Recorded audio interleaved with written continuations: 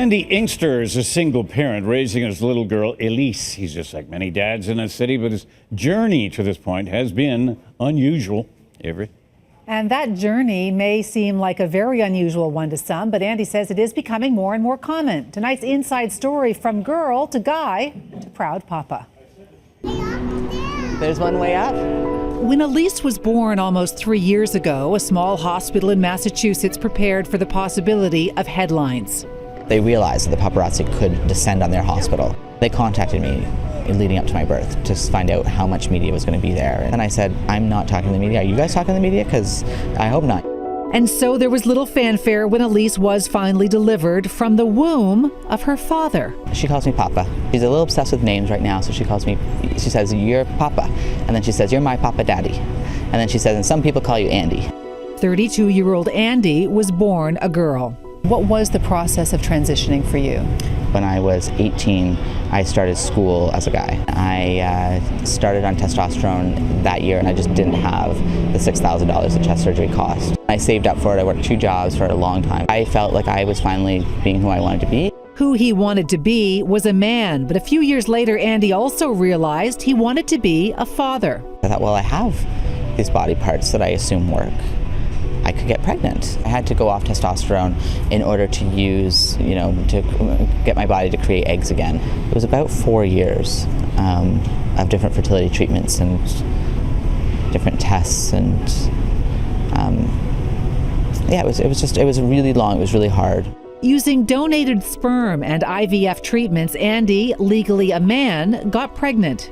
I still move through the world as a guy. There's nothing that's going to change that, even when I was pregnant. Even in downtown Toronto, a pregnant man can draw stares. I walked by an elderly woman who was sitting at a bus bench. She had a great view of my belly as I walked by. I could see that she could tell, but she was a little confused. But she didn't think I was a woman. She was still like, why does that guy look like he's pregnant? In my mind, there is nothing more feminine, there's nothing more womanly than being pregnant. I guess I didn't see it that way. I felt that pregnancy was a very powerful time. But was there any part of you that looked down and saw your pregnant belly and thought, this doesn't make me feel like a man? No, not at all. And I'm a big guy. I have a belly all the time, right? It's just I had more of a belly. And I loved it. October 3rd, 2010, with no public fanfare, Elise was born into this world.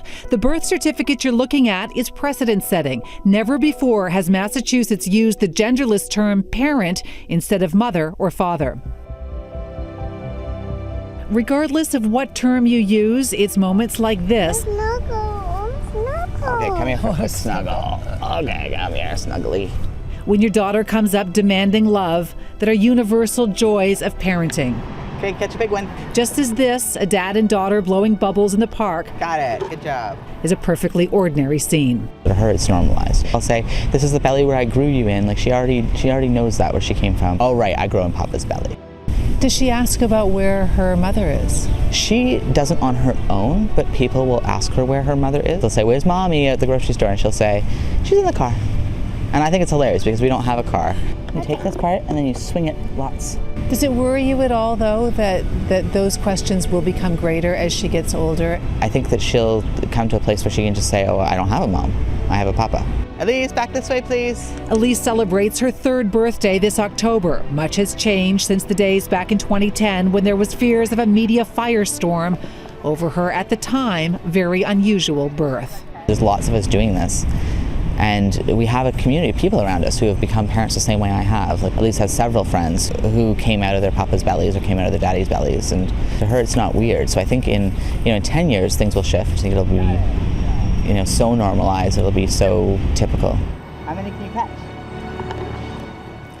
And Andy was a PhD student in Massachusetts when he gave birth. He now is at the Sherburne Health Center, which runs an LGBTQ parenting network, and one of the many programs that is offered there is specifically for transgendered parents. Little girl's going to have some questions as time goes by. Not only, as he said, I don't have a mother, but I have a father. But the question is, how was I born? All of these things are going to come out, and he's obviously going to be prepared to deal with those. Well, and he already is. I mean, I think that Elise is very well aware that he was born, that she was born out of her daddy's tummy, and is surrounded by, in a very safe community of downtown Toronto, where that is, you know, in that community, there are a lot of people who are also born in the same way.